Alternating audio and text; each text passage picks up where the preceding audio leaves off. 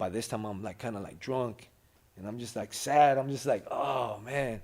But you know, like it would come in waves. I would snap out of it. I'll get involved in some other shit, you know. But then like things would remind me of it like all the time, you know. And man, you're a fugitive.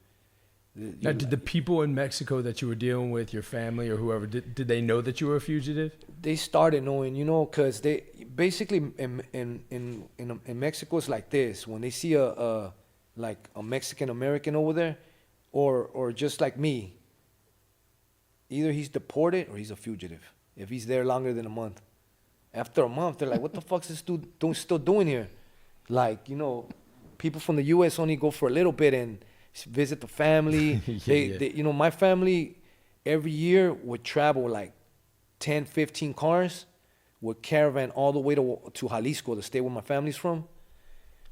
And at a certain time of the year, they have these like festival right there, and my whole family would go to this festival every year.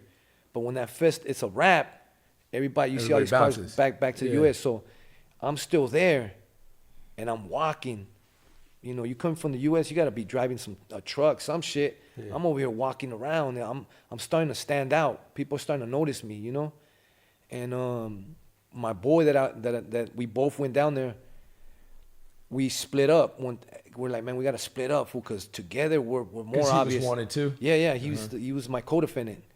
So then, you know, we split up, and then, you know, I'm telling you, my life got slow, which was cool in a way. Like a lot of soul searching happened.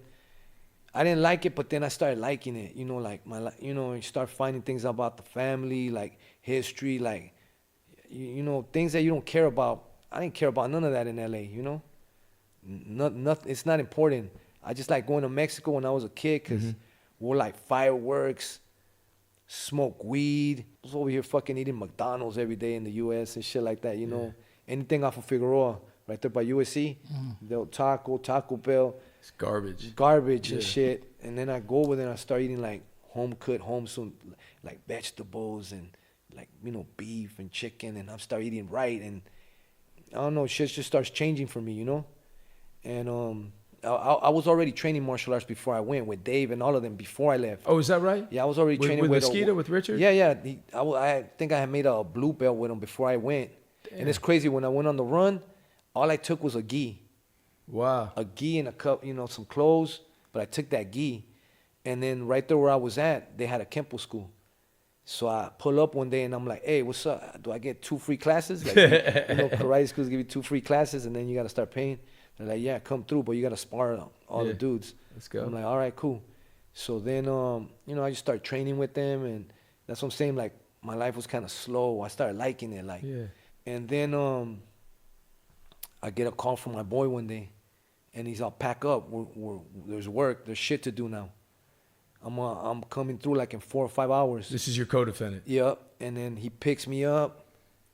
We go to this Ciudad Guzman, which is also in Jalisco. This is the mission. And I was like, oh man. So now you got that work that you heard about. Yeah. So I'm like, oh, like that. See, in the beginning, like where my family's from, it never was like, well, I didn't see it like Cartel. That whole Cartel thing wasn't there, but it was coming in. And then little by little, I started seeing like, oh shit, this shit's like, it's on another level out here, you know? Can you explain to me things that you saw that made you see that it was on another level or that it was coming? I mean, look, I'm gonna give you an example. I was over there one time, right? See, my uncle had this where you shoot pool, and then he had all these businesses in this town. He had a store with video games, so I would always be over there. And then like on one of the days, they would shut they would just make one street a fucking swap meet in the middle of the street. Long ass street is a fucking outdoor swap meet. So I go over there, you know, buy zigzags, buy some bootleg movies, you know, look at people, cause I'll be inside.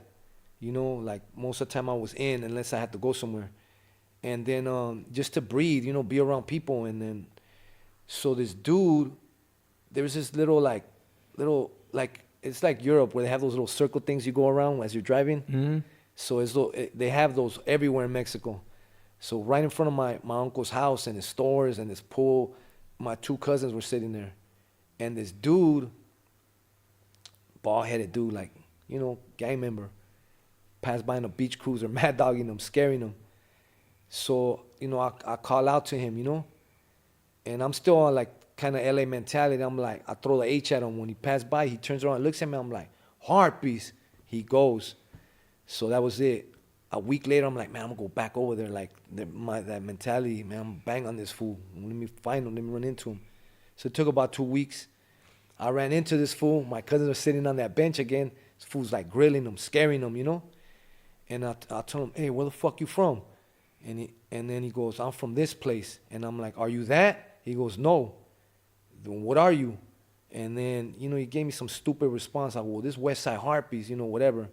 Even though you're in Mexico. Yeah, I'm in Mexico. He leaves, and then I'm chilling right there with my two cousins. I'm like, man, you fools are scary, man. You fools should